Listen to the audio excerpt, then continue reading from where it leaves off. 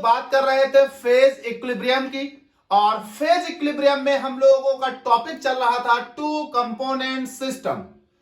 आपको याद होगा हमने आपसे कहा था कि टू कंपोनेंट सिस्टम दो तरह के होते हैं। पढ़ा चुका हूं पीछे, अगर आप पीछे के लेक्चर्स देख रहे होंगे तो आप पढ़ेंगे बेहतर।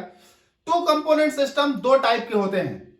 ऐसे टू कंपोनेंट सिस्टम जिनमें दोनों कंपोनेंट को आपस में अगर मिलाया जाए तो वो एक दूसरे के साथ कोई केमिकल रिएक्शन नहीं करते, जबकि दूसरे ऐसे थे जिनमें दो कंपोनेंट को आपस में मिलाया जाए तो वो एक दूसरे के साथ केमिकल रिएक्शन करके एक नया कंपाउंड बनाते हैं। आज हम लोग पढ़ने वाले हैं NaCl वाटर सिस्टम। ये हमारा दूसरी कैटेगरी वाला है। यहां पर एक कंपोनेंट NaCl है, दूसरा कंपोनेंट वाटर है। इन दोनों को जब हम मिलाएंगे तो एक नया कंपाउंड डेवलप करेंगे जो कहलाएगा हाइड्रेट ऑफ NaCl, NaCl.2H2O। तो ये हाइड्रेट ऑफ NaCl एक नया कंपाउंड डेवलप कर रहा है। दैट इज व्हाई ये ऐसा टू कंपोनेंट सिस्टम है जिसमें दोनों कंपोनेंट आपस में रिएक्ट करके एक नया कंपाउंड डेवलप कर रहे हैं। जैसे कि यहां NaCl और वाटर रिएक्ट करके डेवलप कर रहे हैं NaCl.2H2O। अच्छा, ऐसे टू कंपोनेंट सिस्टम जिसमें दो कंपोनेंट आपस में रिएक्शन करके एक नया कंपाउंड डेवलप करें, वो भी दो तरह के होते हैं, कॉन्ग्रुवेंट मेल्टिंग पॉइंट वाले, इनकॉन्ग्रुवेंट मेल्टिंग पॉइंट वाले। तो हमारा जो NaCl वाटर सिस्टम है वो इनकॉन्ग्रुवेंट मेल्टिंग पॉइंट वाले टाइप का टू कंपोनेंट सिस्टम है। तो हम लोग बात करेंगे NaCl वाटर कंपोनेंट, साथ ही साथ फेज डायग्राम, साथ ही साथ incongruent melting point and so on. तो चलिए बात करते हैं। हमारे पास दो कंपोनेंट है, एक NaCl और एक वाटर।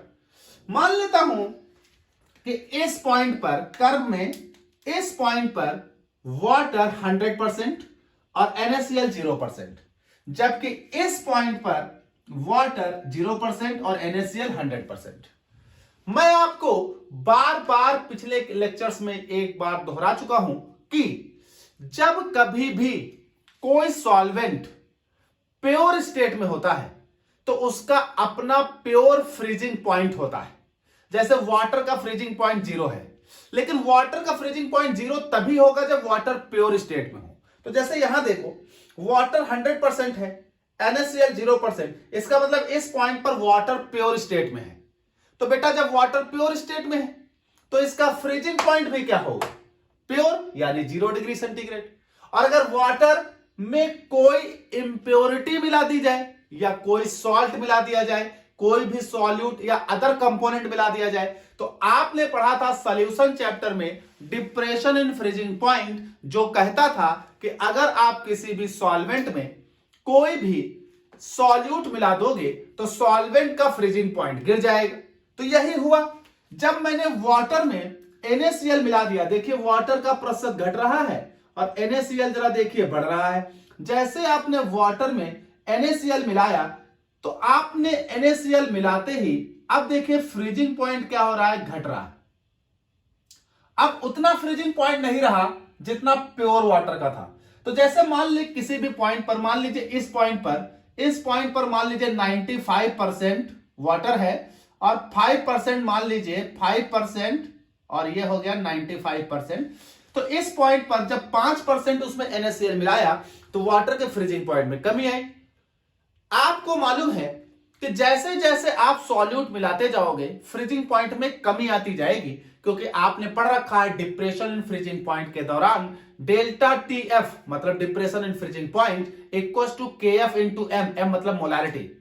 तो depression in freezing point concentration पर निर्भर करती है। जैसे जैसे सॉल्यूट मिलाते जाओगे डिप्रेशन इन फ्रीजिंग पॉइंट होता जाएगा, मतलब फ्रीजिंग पॉइंट में कमी आती जाएगी। पिछले जितने भी हमने टू कंपोनेंट सिस्टम बनाए हैं उसमें भी यही होता था कि जैसे जैसे आप सॉल्यूट मिलाते जाते थे फ्रीजिंग पॉइंट में कमी आती जाती थी। तो हुआ क्या कि हमने सबसे पहले क्या किया, NaCl और वाटर का एक सॉल्यूशन बनाया और उस सॉल्यूशन को एक हाई टेम्परेचर पर हीट कर दिया ताकि उन दोनों को आपस में पूरी तौर से मिसिबल हो जाए। पूरी तौर से मिसिबल हो गए। ये मेरे पास यहां हो गया एक अनसैचुरेटेड सॉल्यूशन, काहे का? NaCl water, NaCl water. अब चूंकि सॉल्यूशन है, this means it is liquid form. अब हमने इसको फ्रीज करना शुरू किया, तो अगर ये NaCl वाटर में सिर्फ वाटर होता तो प्योर फॉर्म होता तो फ्रीज करते करते इस 0 डिग्री पर फ्रीज कर जाता। लेकिन अब ये NaCl वाटर सोल्यूशन है, तो जब मैं फ्रीज करूंगा तो फ्रीजिंग पॉइंट गिरेगा। अब जितना ज्यादा आप NaCl मिलाओगे, फ्रीजिंग पॉइंट उतना ही नीचे गिरता जाएगा। यानी किसी भी पॉइंट पर अगर हम देखें तो इसमें, इस ग्राफ पर किसी भी पॉइंट पर हमें क्या प्राप्त हो रहा है? हमें NaCl प्लस वाटर का जो ये सॉल्यूशन है, इससे किसी भी पॉइंट पर हम अगर देखें तो हमें आइस प्राप्त हो रही है, यानी H2O सॉलिड। तो हमें आइस प्राप्त हो रही है, यानी ये फ्रीजिंग पॉइंट होगा वाटर का। और ज्यादा NaCl मिलाओगे तो वाटर का फ्रीजिंग पॉइंट और गिरेगा, और मिलाओगे तो जैसे जैसे आप NaCl का अमाउंट बढ़ाते जा रहे हो, देखो यहां 0 डिग्री है या 100, इधर से उधर जाने पर NaCl का अमाउंट बढ़ रहा है। तो जैसे जैसे NaCl का अमाउंट बढ़ता जा रहा है, हमारे पास वाटर का फ्रीजिंग पॉइंट गिरता आ रहा है। तो किसी भी पॉइंट पर अगर देखोगे तो हमें वाटर फ्रीज होता हुआ दिखाई पड़ेगा इसमें, बशर्ते जितना NaCl बढ़ेगा वाटर का फ्रीजिंग पॉइंट उतना ही नीचे जाएगा। नीचे जाते आते एक पॉइंट ऐसा आया है B, जहां पर हमें क्या प्राप्त हुआ कि जब हम इस कंसंट्रेशन पर पहुंचे 67% और 23% ऑफ NaCl और 67% ऑफ वाटर, इस पॉइंट पर पहुंचे तो हमें एक ऐसा टेम्परेचर प्राप्त हुआ जिस पर हमने जब उसको कूल किया तो हमने क्या देखा कि वाटर जो है H2O वो सॉलिडिफाई हुआ। साथ ही साथ इस पॉइंट पर आकर वाटर के साथ साथ NaCl भी सॉलिडिफाई होना चाहिए था। ये तब होता जब NaCl और वाटर मिलकर कोई नया कंपाउंड ना बना रहे होते। तो जब दो कंपोनेंट आपस में मिलाए जाए और दोनों कंपोनेंट मिलकर कोई नया कंपाउंड ना बनाए, तो उसमें एक ऐसा टेम्परेचर आता है जिस टेम्परेचर पर दोनों कंपोनेंट फ्रीज करने लगते हैं। लेकिन चूंकि यहां पर केमिकल रिएक्शन हो रही है, नया कंपाउंड बन रहा है, तो जब नया कंपाउंड बन रहा होता है तो एक ऐसा पॉइंट आता है जिसमें पहला कंपोनेंट देखिए फ्रीज कर रहा है, साथ ही साथ जहां पर दूसरा कंपोनेंट फ्रीज होना चाहिए था वहां पर जो नया कंपाउंड बन रहा होता है यानी प्रोडक्ट, वो फ्रीज करता है। यानी यहां पर फ्रीज करेगा NaCl.2H2O, यानी ये हाइड्रेटेड NaCl, ये अब क्या करेगा? Freeze solidify. अब इस पॉइंट के ऊपर आगे जैसे जैसे NaCl की कंसंट्रेशन बढ़ाओगे, वाटर की कंसंट्रेशन घटाओगे, NaCl बढ़ाते जाओगे। अब यहां पर आपको फ्रीज होता प्राप्त होगा कौन? NaCl.2H2O, ये हाइड्रेट फ्रीज होता प्राप्त होगा। इस पॉइंट पर भी हाइड्रेट फ्रीज होता प्राप्त होगा, इस पॉइंट पर भी हाइड्रेट ये फ्रीज होता प्राप्त होगा। कहां से? भैया NaCl वाटर सोल्यूशन से प्राप्त होगा। तो ये NaCl प्लस H2O के सोल्यूशन से आपको फ्रीज होता प्राप्त होगा कौन? आपको प्राप्त होगा NaCl.2H2O सॉलिड। ठीक भाई, चलिए आगे बढ़ते गए एक ऐसा पॉइंट आता था जो कि अभी मैंने नेक्स्ट पार्ट 16 में आपको पढ़ाया कॉन्ग्रुएंट मेल्टिंग पॉइंट के दौरान। एक ऐसा पॉइंट आता था जिस पॉइंट को हमने यहां नाम दे दिया है C, तो मैं यहां लिख देता हूं C। इस पॉइंट पर आते ही इसके जस्ट नीचे क्या होना चाहिए था? NaCl.2H2O सॉलिड होना चाहिए था, और इसके जस्ट ऊपर क्या होना चाहिए था? इसके ऊपर NaCl H2O सॉल्यूशन होना चाहिए था इस कंपोनेंट के फॉर्म में। यहां इसके जस्ट ऊपर ये होना चाहिए था, ये होना चाहिए था NaCl.2H2O लिक्विड के फॉर्म में। लेकिन हमने क्या देखा, यहां पर केस क्या है? यहां केस कुछ ऐसा है कि इस पॉइंट पर पहुंचते ही NaCl, बेटा NaCl.H2O तो फ्रीज हुआ ही, इस पॉइंट पर पहुंचते ही बेटा मैंने क्या देखा कि NaCl भी फ्रीज होने लगा। जबकि इस पॉइंट पर सिर्फ NaCl.2H2O फ्रीज होना चाहिए था, ये घटता तब आके यहां कहीं पर फ्रीज करता NaCl। लेकिन यहां क्या हुआ कि जिस टेम्परेचर पर NaCl.H2O 100% फ्रीज करता था, 100% मेल्ट करता था, ऊपर जाने पर मेल्ट, टेम्परेचर को नीचे आने पर फ्रीज, तो उसी पॉइंट पर यहां एक अजीब चीज दिखाई पड़ी कि उसी पॉइंट पर हमें दूसरा वाला कंपोनेंट NaCl भी फ्रीज करता हुआ दिखाई पड़ा। यानी कॉन्ग्रुएंट मेल्टिंग पॉइंट के दौरान देखिए तो ये ऐसा पॉइंट होता था जिसे हम कॉन्ग्रुएंट मेल्टिंग पॉइंट कहते थे, और इस पॉइंट पर जो हमारा प्रोडक्ट बनता था वो प्रोडक्ट या तो इस पॉइंट पर अगर टेंपरेचर नीचे करो तो 100% फ्रीज कर जाता था, और इस पॉइंट पर टेंपरेचर ऊपर करिए तो 100% मेल्ट कर जाता था। तो वो पॉइंट कहलाता था कॉन्ग्रुएंट। लेकिन यहां पर हमें जैसे ही वो कॉन्ग्रुएंट पॉइंट मिलने वाला हुआ, उस पॉइंट को मिलते ही वहां पर एक नई चीज दिखाई पड़ी कि हमारा जो प्रोडक्ट है वो 100% फ्रीज और 100% मेल्ट कर रहा है, लेकिन साथ ही साथ उसी पॉइंट पर जो दूसरा वाला कंपोनेंट है वो कंपोनेंट भी क्या कर रहा है, फ्रीज कर रहा है। यानी NaCl इसी पॉइंट पर फ्रीज करने लगा, और जैसे ही इस पॉइंट के आगे बढ़ोगे कंसंट्रेशन को और बदलोगे, अब यहां पर आपको सिर्फ और सिर्फ कौन प्राप्त होगा फ्रीज करता हुआ, NaCl आपको फ्रीज करता हुआ प्राप्त होगा। तो ये मेरे पास एक नया केस दिखाई पड़ा कि इस पॉइंट पर हमारा प्रोडक्ट भी फ्रीज कर रहा, हमारा NaCl भी फ्रीज कर रहा। इस पॉइंट पर जो भी टेंपरेचर बेटा यहां पाया जाएगा, इसी टेंपरेचर को हम कहते हैं इनकॉन्ग्रुएंट मेल्टिंग पॉइंट। तो मैं कहां लिख दूं, तो मैं यहां लिख देता हूं, इस केस को मैं कह रहा हूं इन कॉन्ग्रुएंट मेल्टिंग पॉइंट।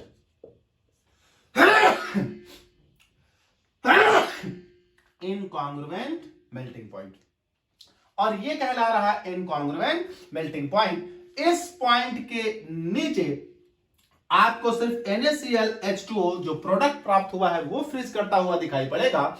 इस पॉइंट के ऊपर आपको NaCl फ्रीज करता हुआ दिखाई पड़ेगा, और इस पॉइंट पर NaCl H2O और NaCl दोनों फ्रीज करते हुए दिखाई पड़ेंगे। तो ये मेरे पास कहला रहा है इनकॉन्ग्रुएंट मेल्टिंग पॉइंट, जो कि कितने डिग्री है, 0.15 डिग्री सेंटीग्रेड है। चलिए भाई जरा हम इसमें डिग्री ऑफ फ्रीडम की बात कर लें। तो जरा गौर करिए, कर्व AB जो है वो फ्रीजिंग पॉइंट ऑफ वाटर है, कर्व BC जो है it is the freezing point of NaCl dot H2O, और कर्व CD जो है it is the freezing point of NaCl। तो अब जरा हम यहां पर अगर बात करें किस चीज की, तो हम लोग बात करते हैं डिग्री ऑफ फ्रीडम की। तो यहां एक बात पहले आप समझ लीजिए कि आपके पास यहां पर कंपोनेंट कौन है, तो आपके पास यहां कंपोनेंट है दो, NaCl और वाटर। साथ ही साथ अगर आप यहां पर फेजेस की बात करें तो फेजेस यहां पर आपके पास हैं H2O solid, NaCl solid, NaCl plus H2O solution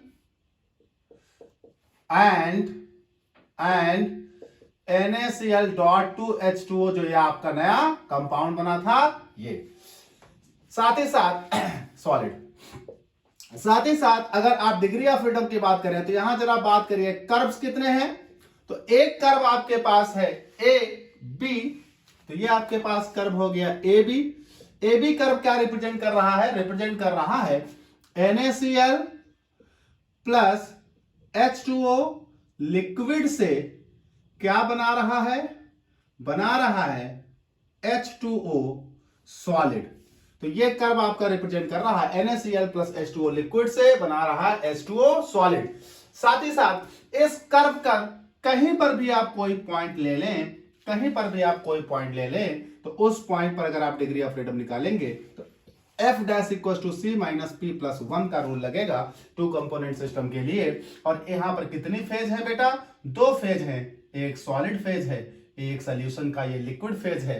तो क्यों, चूंकि यहां पर इक्विलिब्रिया है, इक्विलिब्रिया पर दो फेज होंगी, इनका और इनका, दोनों यहां पर ये इसमें कन्वर्ट हो रहेंगे, इसमें कन्वर्ट हो रहे होंगे, तो इस इक्विलिब्रिया पर सॉलिड और लिक्विड के दो फेजेस होंगी। तो जरा कंपोनेंट देखिए, दो थे, फेज कितनी है, दो, तो डिग्री ऑफ फ्रीडम कितनी आएगी, 1, 2 माइनस 2 प्लस 1 इक्वल टू आएगी 1। साथ ही साथ अगर आप किसी दूसरे कर्व पर देखें तो दूसरा कर्व यहां पर BC बन रहा है। तो अगर BC कर्व की बात करें तो BC इस कर्व पर क्या हो रहा है, इस कर्व पर सॉल्यूशन आपको ये कंपाउंड दे रहा है। ये कर्व है NaCl प्लस H2O, H2O क्या liquid gives NaCl dot to H2O solid. और इस कर्व पर अगर हम देखें तो F' इक्वल टू कितनी कंपोनेंट होंगी बेटा, फिर से ये दो फेज हैं, दो फेज हैं, तो C minus P plus one equal to 2 minus 2 plus 1 equal to 1 degree of freedom आएगा। साथ ही साथ अगर इस पॉइंट C से D तक हम देखें तो C से D तक हमारे पास जो कर्व है CD कर्व जो है, यहां पर क्या हो रहा है, यहां पर हो रहा है NaCl प्लस H2O लिक्विड आपको दे रहा है क्या, NaCl सॉलिड फ्रीज करके, तो ये लिक्विड ये सॉलिड, फिर दो फेज हैं, तो हमारे पास F dash equal to C minus P plus one equal to 2 minus 2 plus 1 equal to 1 degree of freedom आएगी। यानी किसी भी कर्व पर कोई भी पॉइंट आप सपोज करोगे तो वहां पर दो फेजेस पाई जाएंगी।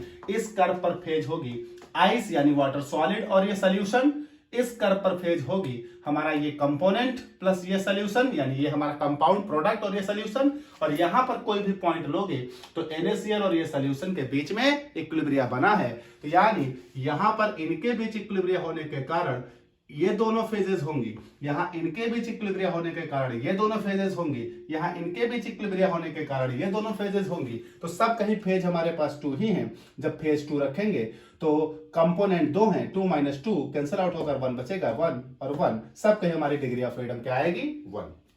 अच्छा, इस पॉइंट को तुम क्या बोलोगे, इस पॉइंट को हम बोलेंगे यूटेक्टिक पॉइंट, यूटेक्टिक पॉइंट, क्योंकि यहां पर दोनों आपके कंपोनेंट जो आप एक दूसरे के साथ कांस्टेंट एक दूसरे के साथ मिल रहे थे, वो दोनों कंपोनेंट यहां पर फ्रीज कर रहे हैं, एक कंपोनेंट दिस एक कंपोनेंट दिस। तो अगर हम यूटेक्टिक पॉइंट बी पर देखें आपका डिग्री ऑफ फ्रीडम, तो यूटेक्टिक पॉइंट बी पर अगर हम डिग्री ऑफ फ्रीडम देखें तो बेटा यूटेक्टिक पॉइंट बी पर F dash equal to C minus P plus 1 का रूल लगाइए।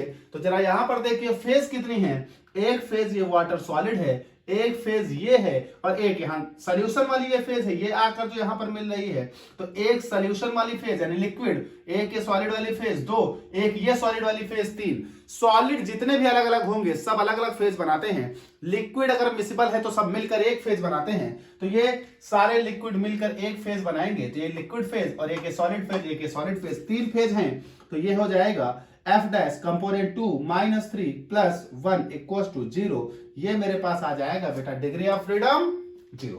साथ ही साथ इस पॉइंट C पर देखें जो कि इनकॉन्ग्रुएंट मेल्टिंग पॉइंट वाला पॉइंट है, तो अगर हम इनकॉन्ग्रुएंट मेल्टिंग पॉइंट वाले केस पर देखें, मतलब पॉइंट C पर देखें, तो यहां F dash equal to C minus P plus 1, जरा यहां गौर करिएगा, यहां NaCl H2O एक सॉलिड है, यहां NaCl दूसरा सॉलिड है, यानी इस पर दो ये तो सॉलिड हो गए, एक के सोल्यूशन यानी 3 फेज हो गए बेटा, और 3 फेज हो गए तो ये मेरे पास हो जाएगा क्या, ये मेरे पास हो जाएगा 2 माइनस 3 प्लस 1 इक्वल टू, फिर से आ जाएगा डिग्री ऑफ फ्रीडम 0। साथ ही साथ अगर आप देखें इसमें किसी भी एरिया में अगर हम degree of freedom find out कर लें, तो जरा एरिया का भी देख लें, तो अगर हम एरिया में degree of freedom find out करते हैं, तो एरियाज में अगर हम degree of freedom find out करते हैं, तो देखिए अगर हम इस एरिया में देखें ABE, तो ABE में